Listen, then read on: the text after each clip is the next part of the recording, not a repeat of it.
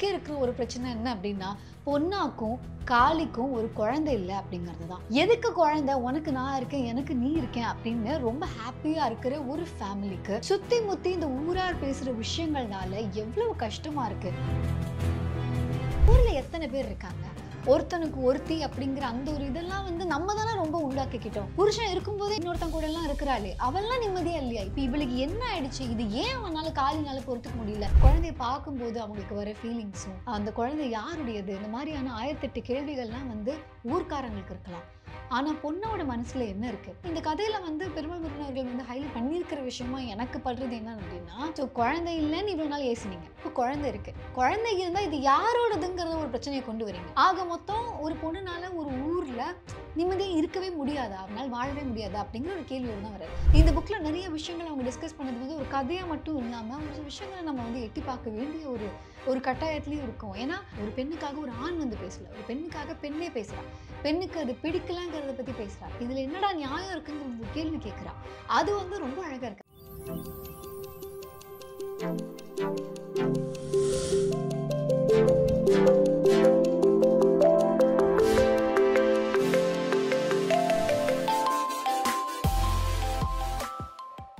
12B bus ஏறுனா ஒரு கதை, ஏறலனா ஒரு கதை அப்படிங்கிற மாதிரி, பெருமாள் முருகன் அவர்களுடைய மாதுருபாகன் அப்படிங்கிற ஒரு புத்தகம் நம்ம படிச்சிருந்தோம். ஒருவேளை நீங்க அந்த புக்க படிக்கலனாலோ, இல்ல அந்த வீடியோவ நீங்க பார்க்கலனாலோ, நீங்க முதல்ல அத பார்த்துட்டோ, இல்ல படிச்சுட்டோ, அதுக்கப்புறம் இந்த வீடியோ பார்க்கறது பெட்டர். ஏன்னா, மாதுருபாகனுடைய எண்டுல கிளைமாக்ஸ்ல நடந்த ஒரு விஷயத்துல இருந்து, ஒருவேளை அந்த கிளைமாக்ஸ்ல இப்படி நடந்திருந்தா, இல்ல அப்படி நடந்திருந்தா அப்படின்னு சொல்லிட்டு அர்த்தநாரி, ஆலவாயன் அப்படின்னு 2 புக்ஸ வந்து பெருமாள் முருகன் அவர்கள் வந்து எழுதியிருக்காங்க. ஸோ, இந்த ஆலவாயன் பத்தி உங்களுக்கு புரியணும், தெரிஞ்சுக்கணும் அப்படின்னா, அதுக்கு முன்னாடி இஃப் பாசிபிள் மாதுருபாகன் அப்படிங்கிற அந்த ஒரு புக்கையோ, இல்ல அந்த வீடியோவையோ நீங்க பார்த்துட்டு வரலாம். அதுக்கான லிங்க் வந்து கீழ இருக்கு. அப்படி ஆல்ரெடி பார்த்திருந்தீங்க அப்படின்னா, மாதுருபாகனுடைய எண்டுல, கிளைமாக்ஸ்ல நமக்கு நல்லா தெரியும். காளியும் அதுக்கப்புறம் பொன்னாவும் அவங்க 2 பேரும் அவ்வளவு அந்யோன்யமா இருக்கக்கூடிய ஒரு மேரிட் கப்பிள். அவங்களுக்கு வந்து இந்த உலகத்திலே வேற எதுவுமே தேவையில்ல. அவங்களுக்குன்னு இருக்கிற ஒரு காடு, அவங்களுக்குன்னு இருக்கிற விவசாயம், அவங்களுக்குன்னு இருக்கிற ஒரு ரிலேஷன்ஷிப் இதுவே வந்து போதுமானதா அவங்களுக்கு இருக்கும். ஆனா, ஊருக்கே இருக்கிற ஒரு பிரச்சனை என்ன அப்டின்னா, பொன்னாக்கும், காளிக்கும் ஒரு குழந்தை இல்ல அப்டிங்கிறது தான். எதுக்கு குழந்தை? உனக்கு நான் இருக்கேன், எனக்கு நீ இருக்கேன் அப்படின்னு ரொம்ப ஹேப்பியா இருக்கிற ஒரு ஃபேமிலிக்கு சுத்தி முத்தி இந்த ஊரார் பேசுற விஷயங்கள்னால எவ்வளவு கஷ்டமா இருக்கு. அவங்களுக்கு குழந்தை இல்லாதது அந்த கப்பலுக்கு குறை கிடையாது. ஆனா, அந்த ஊருக்கு அது குறையா இருக்கிறதுனால, அவங்க ரிலேஷன்ஷிப்ல அது என்ன மாதிரியான ஒரு பாதிப்பை ஏற்படுத்துது அப்படிங்கிறத மாதுருபாகன்ல பார்த்தோம். அந்த கதையோட முடிவுல பொன்னா வந்து நிஜமாவே அந்த திருவிழா மாதிரி ஒரு இடத்துக்கு நோம்பிக்கு போயிட்டாங்களா? அவங்களுடைய மாமியாரும், அவங்க அம்மாவும், அவங்களுடைய அண்ணா முத்து இவங்க எல்லாருமே காளிக்கு இதுல சம்மதம் அப்படின்னு சொன்ன அந்த பொய்ய நம்பி, அ பொன்னா வந்து நோம்பிக்கு போயிருப்பாங்க. அங்க கடவுளா நெனச்சு நோம்பிக்கு வரக்கூடிய ஒரு மனிதரோட அவங்க வந்து உறவுல இருந்தாங்க அப்படின்னா, அவங்களுக்கு குழந்தை பாக்கியம் கிடைக்கும். அதனால இந்த ஊர் இந்த பேச்ச நிறுத்திரும். இந்த மாதிரி இந்த ஊர்ல நெறைய பேருக்கு குழந்தை பொறந்திருக்கு. இது ஒண்ணும் புதுசான ஒரு விஷயம் இல்ல அப்படின்னு சொல்லிட்டு பொண்ணாவ ஊருக்கு அனுப்பிடுறாங்க. நோம்பிக்கு அனுப்பிடுறாங்க. ஸோ இது காளிக்கு தெரிய வரவே, அந்த எண்டுல வந்து அவர் இதெல்லாம் பார்த்துட்டு எப்படி இருக்கிறது? நிஜமாவே பொண்ணா வந்து ஏன் இத பண்ணா? ஏன்னா காளிக்கு இதுல சம்மந்தம் இல்ல. காளிக்கு இத பத்தி ஒரு விஷயமே தெரியாது. பட் பொண்ணாவோட அம்மாவும், மாமியாரும், பொண்ணாவோட அண்ணாவும் காளிக்கு இது நல்லா தெரியும். அவனுக்கு இது ஓகே அப்படின்னு சொன்ன ஒரே காரணத்தினால தான் பொண்ணா வந்து நோம்பிக்கு போயிருந்தாங்க. ஸோ இது காளிக்கு தெரிய வரும்போது, அவங்க எப்பவுமே ஹேப்பியா இருக்கக்கூடிய ஒரு மரம். அந்த மரத்தடியில வந்து தூக்கு போட்டுக்கிறாரு. அதோட கதை முடிஞ்சது. பொன்னாக்கு என்ன நடந்தது? அவங்க வந்து அந்த நோம்பியில என்ன பண்ணாங்க? இந்த பக்கம் காளிக்கு என்ன ஆச்சு? அப்படின்னு நமக்கு தெரியாது. நமக்கு பொறுத்தவரைக்கும் காளியோட கதை முடிஞ்சுதா? இல்லையா? எதுவுமே தெரியாம அந்த கதை அங்க முடிஞ்சிருக்கும்.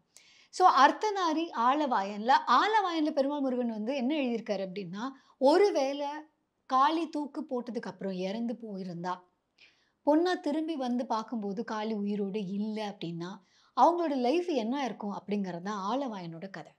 ஸோ இதுவரைக்கும் அவங்களுக்கு கல்யாணம் ஆயிருந்தது. ஆனா, குழந்தை இல்ல அப்படிங்கிறனால ஊர்ல இருக்கவங்க எல்லாரும் பேசாத பேச்சு இல்ல. அந்த பேச்செல்லாம் காதுல கேட்டு, கேட்டு டயர்ட் ஆயி எல்லாரையும் எதிர்த்து பேசி டயர்ட் ஆன பொண்ணாக்கு, காளி இறந்துட்டாருன்னு தெரிஞ்சதுக்கப்புறம், அதுவும் காளிக்கு வந்து இந்த விஷயத்துல விருப்பம் இல்லாம தான் இறந்திருக்காருன்னு தெரிய வரவும், அவங்க பயங்கரமா மனம் நொந்து போயிடுறாங்க. அதுல தான் ஆலவாயன் ஆரம்பிக்குது. ஆனா, இத்தன நாள் குழந்தை இல்ல அப்படிங்கிறதுக்காக பேசின ஊரு வாய் இப்ப அடங்கிருச்சு. ஆனா, ஊரு வாய் அடங்கியிருந்தாலும், தன் காதலன், தன்னுடைய கணவனான காளி இப்ப உயிரோட இல்ல அப்படிங்கிறது, காட்டுல அவங்க போற ஒவ்வொரு இடமும் ஞாபகப்படுத்திக்கிட்டே இருக்கு. காளி விவசாயம் பண்றதுக்காக பண்ண ஒவ்வொரு விஷயமும், எந்த அளவுக்கு வந்து ரொம்ப சீரா இருக்கு அப்படின்னா, பொன்னா காட்டுக்குள்ள போனாலே, இல்ல அந்த மரத்த பார்த்தாலே காளியோட ஞாபகம் இல்லாம அவங்கனால ஒரு நாள் இருக்க முடியறதில்ல. அவங்களோட உடம்பு ரொம்ப நொந்து போயிருக்கு. காளியோட அம்மா, பொன்னாவுடைய அம்மா, பொன்னாவுடைய அண்ணான்னு அவங்க எல்லாருமே ரொம்ப கஷ்டமா இருக்காங்க. அதுலயும் பொன்னாவுடைய அண்ணா முத்துக்கு எப்படி இருக்குன்னா, நமக்கு தான் நல்லா தெரியுமே காளிய பத்தி. இந்த இந்த ஊர்ல, இந்த இந்த இடத்துல, அவனோட நிலத்துல அவன் பண்ணியிருக்கிற ஒவ்வொரு விஷயமும் அவ்ளோ பெர்ஃபெக்ட்டா இருக்கும். அதுல கொஞ்சம் கூட பிசகே இருக்காது. அவ்ளோ பெர்ஃபெக்ட்டா இருக்கிற ஒருத்தன் இது எப்படி ஒத்துப்பான்னு நான் நெனச்சேன். அவன் எந்த அளவுக்கு எனக்கு பாலிய நண்பன். அவன பத்தி நான் புரிஞ்சுக்காம இப்படி ஒண்ணு பண்ண வச்சுட்டேனே! அவனுக்கு நல்லது கிடைக்கணும். ஏன்னா, அவனுக்கு வந்து இந்த ஊர்ல எல்லாரும் உன்னால ஒரு குழந்தை பெத்துக்க முடியல. உங்க 2 பேருக்கும் குழந்தை பெத்துக்க லாயக்கு இல்ல அப்படின்னு சொல்லும்போதெல்லாம், அவன் ரொம்ப தூரம் போறதெல்லாம் நிறுத்தி, அவனுடைய கரட்டு மேடுன்னு அந்த இடத்திலேயே இருந்துட்டானே! அவனோட உலகமே ரொம்ப குட்டியாயிடுச்சே! என்னோட நண்பனுக்கு இப்படி ஒரு நிலைமை வந்துருச்சே! அதுலருந்து எப்படியாவது அவன காப்பாத்தணும்னு ஆசைப்பட்டு தானே நான் இப்படி பண்ணேன். அதனால தானே பொண்ணாவ இத பண்ண சொன்னேன். அதனால தானே நோம்பிக்க அனுப்பிச்சேன். காளி இப்படி எப்படி யோசிப்பாங்கிறத நான் யோசிக்காம விட்டுட்டேனே! இதனால நான் காளியவே இழந்துட்டேனே! நான் தானே காரணம். இவங்க 2 பேரும் ஒரு சந்தோஷமா இருந்த ஒரு கப்பில்ல அவன் உயிர விட்டதுக்கு காரணம் நான் தானேன்னு சொல்லி முத்துக்கு வந்து பொண்ண பார்க்கவே முடியல. வீட்டுக்கு வரான், பொண்ணோட வீட்டுக்கு வரான். அங்க வந்து தேவையான எல்லா விஷயத்தையும் அவன் பண்றான். ஆனா கொட்டகையில என்ன பண்ணணுமோ அது எல்லாத்தையும் அவன் பண்றான். ஆனா காளி இறந்து போனதுக்கு தான் தான் காரணம் அப்படிங்கிற அந்த ஒரு கில்ட் வந்து முத்துவுக்கு இருந்துகிட்டே இருக்கு. இன்னொரு பக்கம் பார்த்தா, சீராயி அதாவது பொன்னாவுடைய மாமியாரு, அப்புறம் பொன்னாவுடைய அம்மா. அவங்க 2 பேருக்கு எப்படி இருக்குன்னா, ஊர்ல எத்தன பேர் இருக்காங்க? ஒருத்தனுக்கு ஒருத்தி அப்படிங்கிற அந்த ஒரு இதெல்லாம் வந்து நம்ம தானே ரொம்ப உண்டாக்கிக்கிட்டோம். ஆனா எத்தன பேர் இருக்காங்க? யார் யார் கூடயோ இருக்காங்க. அவங்கலாம் நிம்மதியா இல்லையா? புருஷன் இருக்கும்போதே இன்னொருத்தன் கூடலாம் இருக்கிறாளே! அவள்லாம் நிம்மதியா இல்லையா? இப்ப இவளுக்கு என்ன ஆயிடுச்சு? இது ஏன் அவனால காலினால பொறுத்துக்க முடியல? அப்படி என்ன அவனுக்கு ஒரு இது? அப்படிங்கிற மாதிரி அவங்க அடிக்கடி பேசுறாங்க. ஸோ இப்படி இவங்க எல்லாரும் பொன்னாக்கும், காளிக்கும் நல்லது அப்படின்னு பண்ண ஒரு விஷயத்தினால, காளியோட உயிர் போகவே பொன்னானால அத தாங்கிக்கவே முடியல. அவங்க அந்த ஒரு கஷ்டத்திலேயே இருக்காங்க. அப்போ ஒரு 3 மாசம் தடை இருக்கு. தடை காலத்துக்கு அப்புறம் தான் அவங்க வந்து எதா இருந்தாலும் வீட்ல சமைக்க முடியும். இந்த மாதிரியான ரெஸ்ட்ரிக்ஷன்ஸ்லாம் இருக்கு. Spoiler alert. இந்த ஒரு பீரியட்ல தான் என்ன ஆயிடுது அப்படின்னா, பொண்ணா கர்ப்பமா இருக்காங்க அப்படின்னு அவங்களுக்கு தெரிய வருது. இப்போ என்ன ஒரு பெரிய பிரச்சனை அப்டின்னா, பொண்ணாவுடைய அம்மாக்கும், பொண்ணாவோட மாமியாருக்கும், பொண்ணாவுடைய அண்ணாக்கும் அவ கர்ப்பமா இருக்கிறதுங்கிறது ரொம்ப ஹேப்பியான ஒரு நியூஸ் தான். இன்ஃபாக்ட் பொண்ணாக்குமே அது ரொம்ப ஹேப்பியான ஒரு செய்தி தான் அது. ஆனா, இந்த ஊர பொறுத்தவரைக்கும் அது எப்படி இருக்கும் அப்டிங்கிற ஒரு கேள்வி உண்டாகுது.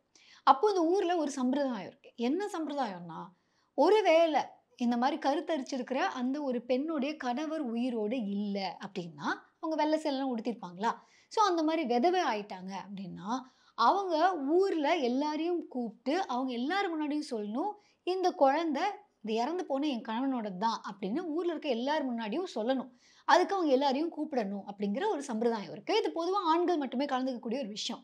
ஆனா, பொண்ணாவுடைய மாமியாரும், பொண்ணோடைய அம்மாவும் என்ன ஃபீல் பண்றாங்க அப்டின்னா, ஊரு எக்கச்சக்கமா என்னென்னமோ பேசும். இப்ப வந்து காளியும் உயிரோட இல்ல. இருக்கிறது பொண்ணா மட்டும் தான். அவ ஆல்ரெடி நெறைய பேச்சு வாங்கியாச்சு. இப்ப அவ வயித்துல ஒரு குழந்தை இருக்கு. அடுத்து அவ குழந்தைக்காக வாழ முடியும் அப்படிங்கிற ஒரு ஒரு பாசிபிலிட்டி இருக்கு. அப்படி இருக்கும்போது மறுபடியும் அவள பத்தி யாரும் பேசிறக்கூடாது அப்படிங்கிறனால, அவங்க என்ன பண்றாங்க, பெண்களுக்கு தான் பெண்களுடைய வலி தெரியும் அப்படின்னு சொல்லி, ஊர்ல இருக்கிற எல்லா பெண்கள்கிட்டயுமே போய் பேசுறாங்க. அதாவது சொந்தம், தெரிஞ்சவங்க எல்லார்கிட்டயும் போய், "வாங்க இந்த மாரி பொண்ணாக்காக வந்து பேசுங்க" அப்படின்னு சொல்லி அவங்க ஊர்ல இருக்கவங்க எல்லாரையும் அழைக்கிறாங்க. ஆனா, இந்த கதையில வந்து பெருமாள் முருகன் அவர்கள் வந்து ஹைலைட் பண்ணியிருக்கிற விஷயமா எனக்கு படுறது என்ன அப்டின்னா, குழந்தை இல்லன்னு இவ்வளோ நாள் ஏசுனீங்க. இப்ப குழந்தை இருக்கு. குழந்தை இருந்தா இது யாரோடதுங்கிறத ஒரு பிரச்சனைய கொண்டு வரீங்க. ஆக மொத்தம் ஒரு பொண்ணுனால ஒரு ஊர்ல நிம்மதியா இருக்கவே முடியாதா? அவனால வாழவே முடியாதா? அப்படிங்கிற ஒரு கேள்வியோட தான் வராரு. பொண்ணாக்குமே இது எப்படி இருக்கும்னா, இப்ப யார் யாரோ முன்னாடி போய் பேச வேண்டியதா இருக்கே. பொண்ணோட மாமியாருமே சொல்லுவாங்க. என்னன்னா, அங்க இந்த கூட்டத்துக்கு வருவாங்கல்ல, வரவங்கலாம் உத்தமனா? அவன்லாம் வந்து அவன் பொண்டாட்டிய தவிர வேற யாரையும் தொட்டதே இல்லன்னு அவனால சத்தியம் பண்ண முடியுமா?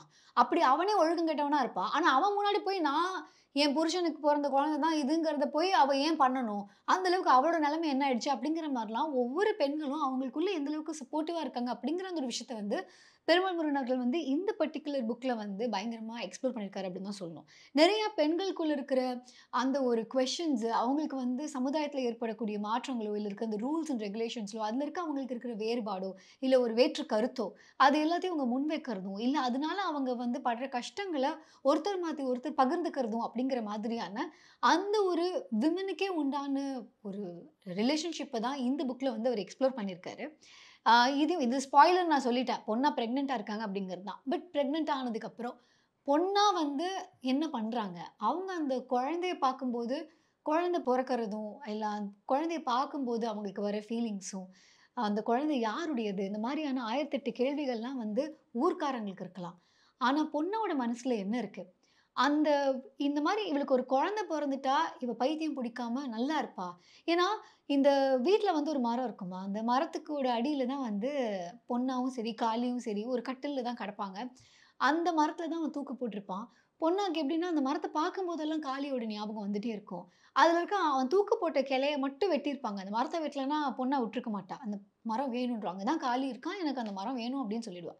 அப்போ அந்த ஒரு இத மட்டும் அந்த கோப்ப மட்டும் வெட்டியிருப்பாங்க. அந்த கோப்ப வெட்டின இடம் வந்து காஞ்சு போய் கருத்துரும்ல ஒரு பாயிண்ட்டுக்கு மேல. ஸோ அந்த மாரி கருக்கலாம் ஆரம்பிச்சுரும். அதில வந்து காளான்கள்லாம் முளைச்சிருக்கும்.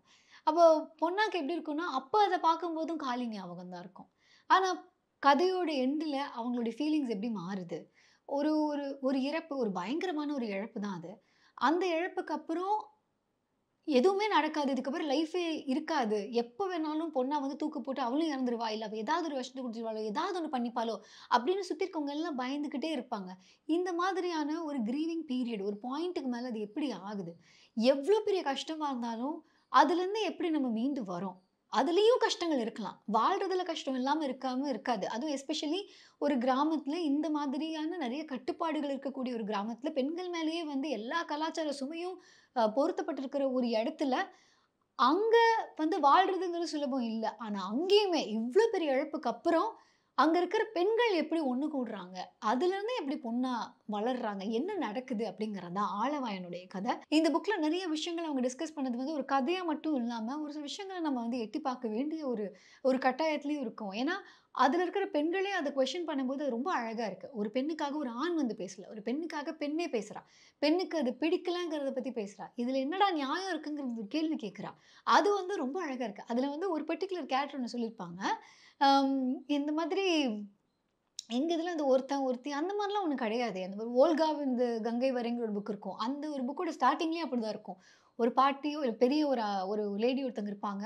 அவங்களுக்கு வந்து ஹஸ்பண்டும், அவங்களோட பையனும் ஒரு ஹஸ்பண்டா ஆயிடுவான் ஒரு ஃபியூச்சர்ல அப்படிங்கிற மாரி. ஸோ அந்த மாதிரியான ஒரு நாகரிகத்திலருந்து நம்ம ஒரு சிவிலைஸ்டு வேர்ல்டுக்குன்னு நம்ம டிராவல் பண்ணும்போது, நமக்குன்னு செட் ஆகக்கூடிய ஒரு சில விஷயங்கள, கட்டுப்பாடுகள நம்மளா ஏற்படுத்திக்கிறோம்.